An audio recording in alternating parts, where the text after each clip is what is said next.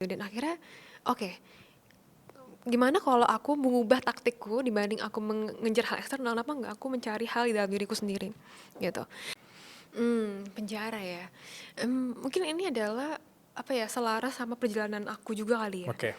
Jadi kalau dulu tuh aku selalu merasa kayak dulu tuh aku orangnya sangat suka dengan self improvement gitu. Yap, Jadi yap. kayak ayo kita produktif gitu, sehari Mhm. tuh time blocking gitu-gitu Iya, loh. iya, Jadi iya.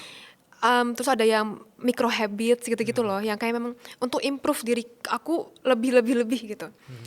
Sampai aku tiba di momen dimana aku tuh mempertanyakan gitu, sebenarnya buat apa ya? Buat apa aku improve diriku terus, dan tujuannya untuk mendapatkan validasi dari orang gitu, kayak untuk sukses, untuk berhasil, Mmm, untuk aku bisa mencapai hal-hal yang mungkin bisa buat orang tuaku bangga gitu.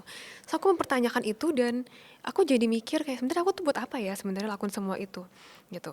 Dan itu sebenarnya salah satu trigger aku juga kenapa aku jadi akhirnya mengalami mungkin ya bisa dibilang QLC gitu ya, quarter life crisis mhm, juga, kayak mhm. kenapa aku mengejar hal-hal ini gitu. Mengejar prestasi, nilai, kesuksesan, kebahagiaan gitu.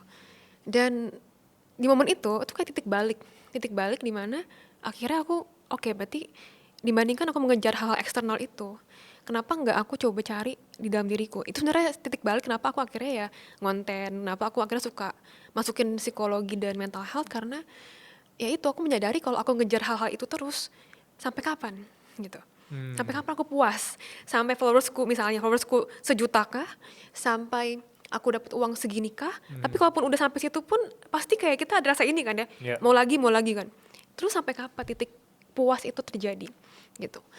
Makanya akhirnya setelah itu aku mulai mempertanyakan semua hal tentang hidup aku dan mindset aku gitu, dan akhirnya oke, gimana kalau aku mengubah taktikku dibanding aku mengejar hal eksternal, kenapa nggak aku mencari hal di dalam diriku sendiri gitu.